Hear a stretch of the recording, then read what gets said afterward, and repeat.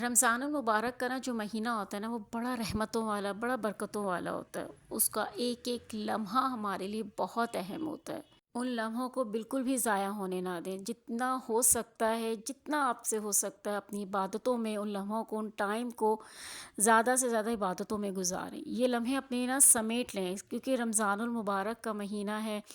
اگلے سال پتہ نہیں زندگی ہے یا نہیں ہے، یہ سوچ کے عبادت کیا کریں کہ شاید یہ ہمارا آخری رمضان نہ ہو، اللہ نہ کرے۔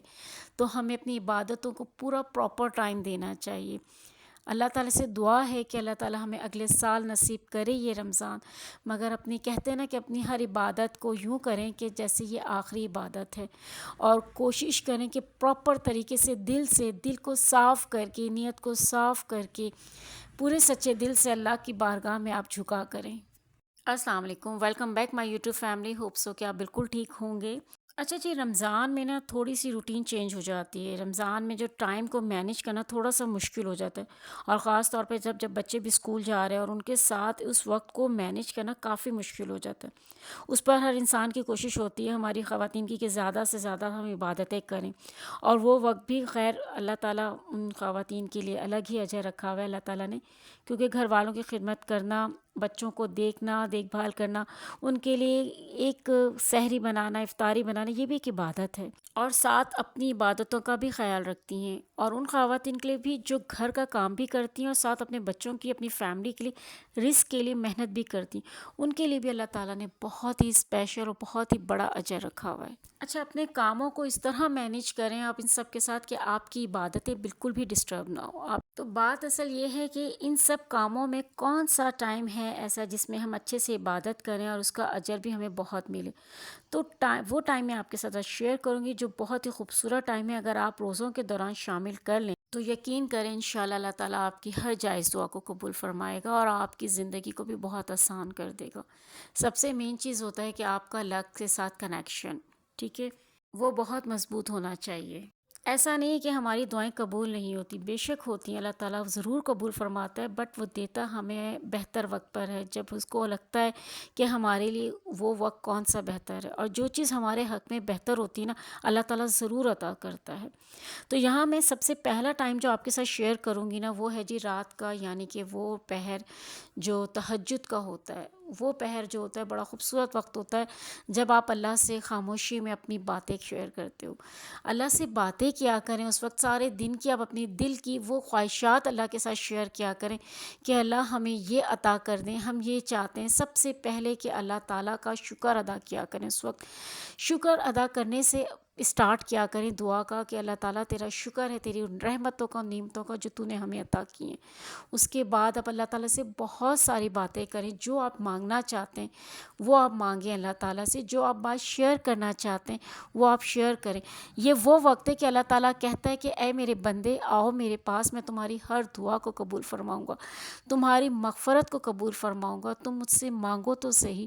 تو وہ وقت ہے جب آپ اللہ تعالیٰ سے مانگ سکتے ہیں، اپنی ان جائز دعاؤں کو ضرور مانگیں، اور اللہ تعالیٰ سے کہیں کہ اللہ تعالیٰ تو ہی دینے والا ہے۔ یہ اس وقت کو آپ نے کبھی مس مت کیا کریں، اور اس وقت میں اگر آپ استغفار کی تسبیح کثرت سے کریں، استغفار پڑھ کر اگر آپ اللہ سے مانگیں گے نا، یقین کریں اللہ تعالیٰ ضرور دیتا ہے۔ استغفار کو اپنا معمول بنا لیں، بنا کاؤنٹنگ کے بنا آپ کریں۔ میں کہتی ہوں کم سے کم اگر آپ ایک پرٹیکولر کاؤنٹنگ کر بھی رہے ہیں تو کم سے کم آپ کی 1000 ضرور ہونی چاہیے۔ آپ دن میں 1000 مرتبہ تو لازمی تسبیح کیا کریں، ورنہ میں سمجھتی ہوں جب ہم نے اللہ سے توبہ کرنی ہے، اللہ سے معافی مانگنی ہے اپنے گناہوں کی، تو اس کو کاؤنٹ کر کے نہیں مانگیں آپ، مانگنے بس اللہ ہمیں معاف کر دے، گناہ ہم نے کاؤنٹ کر کے کیے تھے، نہیں کیے تھے تو معافی بھی تو ہمیں اسی حساب سے مانگنی چاہیے نا، اتنے گنہگار ہیں ہم، تو استغفار بھی ہمیں کثرت سے کرنی چاہیے۔ تو یہ وقت آپ کا بہت انمول ہے۔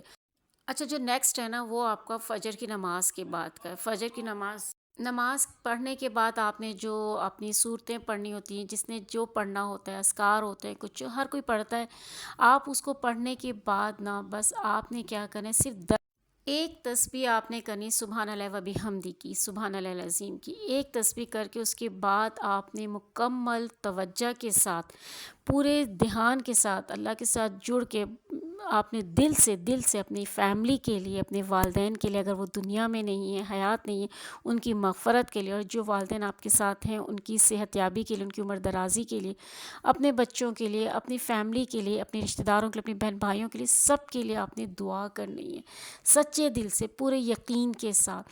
وہ 10 منٹ، صرف 10-15 منٹ آپ نے اللہ تعالیٰ سے گڑ گڑا کے اللہ تعالیٰ سے دعا مانگنی۔ وہ وقت ایسا ہے نا، یقین کریں، نہ آپ کو کوئی ڈسٹرب کرنے والا ہوتا ہے کہ کھانا پکانا، نہ آپ کے ذہن پہ کوئی ایسا برڈن ہوتا ہے کہ میرے چولہے پہ کچھ رکھا ہوا ہے، یہ نہیں۔ یہ تہجد کے اور فجر کی نماز کے جو وقت ہوتے ہیں نا، یہ آپ کے بہت زیادہ قیمتی ہوتے ہیں۔ ان کو آپ نے اپنی زندگی میں اگر شامل کر لیا نا، روٹین بنا لیا نا، تو آپ کی زندگی سنور جائے گی۔ تو اس وقت میں بھی آپ زیادہ سے زیادہ دعا مانگا کریں۔ نیکسٹ آ جاتا ہے کہ افطاری کا وقت۔ افطاری کا وقت جو ہوتا ہے نا، بڑا بھاگ دوڑ والا ہوتا ہے۔ ہر کسی کے گھر میں یہ ہوتا ہے، خاص طور پہ خواتین جو ہوتی ہیں نا، یہ بھی بنا لیں کچھ بھی ہوتا ہے۔ لاسٹ ٹائم کی جو موومنٹ ہوتی ہے نا، وہ فرائی کا ہوتا ہے۔ باقی سارے کام تو لوگ مینیج کر ہی لیتی ہیں ساری خواتین کے، چلو یہ چیز بنا کے، یہ چیز کر کے ہم نے رکھ دی ہے۔ مگر فرائی کا ٹائم ہوتا ہے جو ہم لوگ لاسٹ مومنٹ میں کر رہے ہوتے ہیں۔ مگر کوشش کیا کریں وہ ٹائم بھی آپ اتنی جلدی کر لیں کہ کم سے کم 10 منٹ آپ پہلے فارغ ہو جائیں افطاری سے۔ اور پھر جب آپ افطاری سے پہلے فارغ ہوں گے نا، تو اس وقت کی نا دعائیں بڑی قبول ہوتی ہیں۔ جب دسترخوان لگا ہوا ہوتا ہے، سارا ٹیبل سجا ہوا ہوتا ہے، اور آپ آرام سے اللہ تعالیٰ سے بات کر رہے ہوتے ہیں، وہاں آپ لازمی دعا مانگا کریں۔ سب سے پہلے تو میں کہتی ہوں، جب آپ افطاری کے ٹائم بیٹھیں، اس سے پہلے آپ جب اذان سے پہلے انتظار میں آپ جب دعا مانگ رہے ہوتے ہیں نا، تو سب سے پہلے تو میں کہوں گی شکر ادا کریں اللہ کا شکر ادا کریں کہ اللہ تعالیٰ نے ہمیں اتنا اچھا رزق عطا کیا ہے، ہمارے سامنے اتنی اچھی اچھی چیزیں اللہ تعالیٰ کی رکھی ہوئی ہیں۔ تو سب سے پہلے اللہ کا شکر ادا کریں، پھر اپنی بات کریں اللہ تعالیٰ ہمیں یہ چاہیے، پھر اپنی وش اللہ تعالیٰ کے سامنے رکھیں، مغفرت سب سے پہلے اپنے لیے معافی مانگیں۔ اس کے بعد اللہ تعالیٰ سے دعا کریں کہ یا اللہ ہمیں جو آپ کی خواہشات ہو وہ آپ اللہ تعالیٰ سے کہیں۔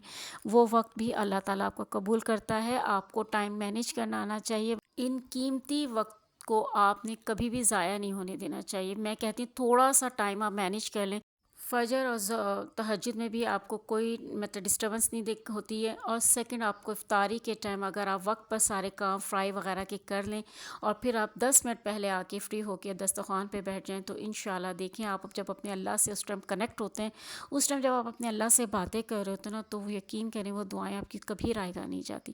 دیتا ہے اللہ تعالیٰ، دیر سویر ہو جاتی ہے، دے گا وہ دیتا ضرور ہے، اور جب دیتا ہے تو کمال دیتا ہے۔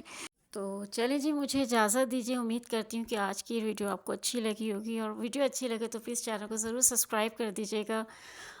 اپنا بہت خیال رکھیے گا، دعا میں مجھے یاد رکھیے گا۔ اللہ حافظ۔